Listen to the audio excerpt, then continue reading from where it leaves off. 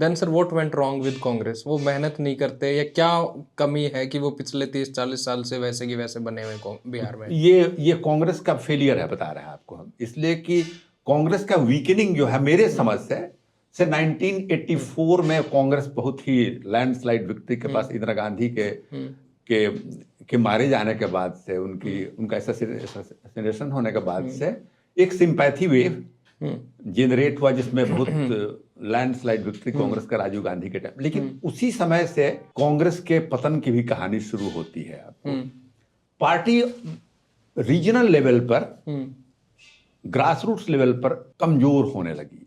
उसके कद्दावर जो नेता थे वो लगता है कि सेंट्रलाइज कंट्रोल इंदिरा गांधी के टाइम में शुरू हुआ होगा या राजीव गांधी जी के टाइम में। तो जो क्षेत्रीय स्तर पर जो पार्टियां मजबूत हुआ करती थी, वो ये पार्टी मजबूत हुआ करती थी, क्षेत्रीय स्तर पर पार्टी कमजोर होने लगी, उसके स्ट्रक्चर कमजोर होने लगे और रीजनल पार्टी का उदय होने लगा।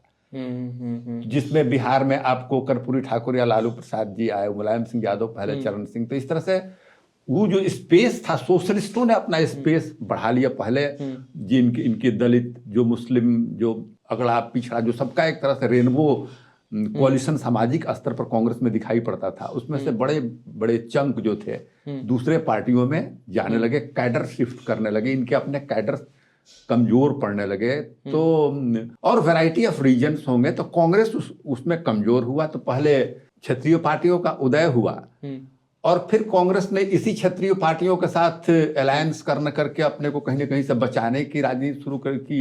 फिर उसमें से बहुत सारे वोट जो है फिर भारतीय जनता पार्टी के तरफ से आ गए। तो इस तरह से कांग्रेस कमजोर हो चुकी है जमीनी स्तर पर उत्तर प्रदेश और बिहार में, हिंदी हार्टलैंड में।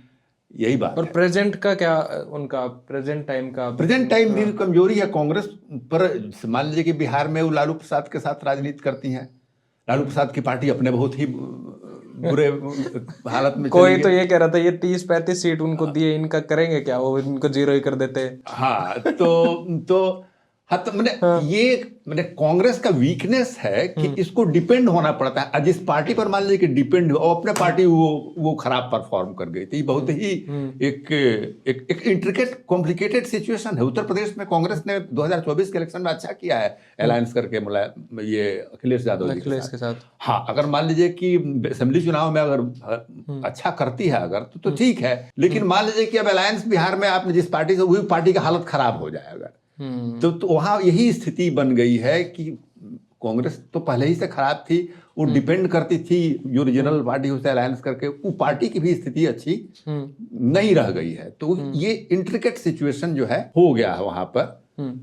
तो अब देखिए पार्टियां तो वहां पर है। अब मान लीजिए पार्टी खत्म तो नहीं हो जाएगी ना, सब चाहे जन स्वराज भले पार्टी हार गई है या लालू प्रसाद की पार्टी है, कांग्रेस है, तो अपोजिशन स्पेस तो रहेगा ना भाई।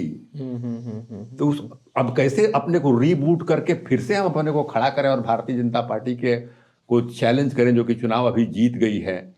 ये मत समझिए कि चुनाव जीत गए आप 202 सीट आ गया तो परमानेंट आपका हाल हो गया। 200 आपको 5 सीट जीता था ना 2010 में। Sir, gone are those days. नहीं, कोई डेज गोन आर नहीं होता है।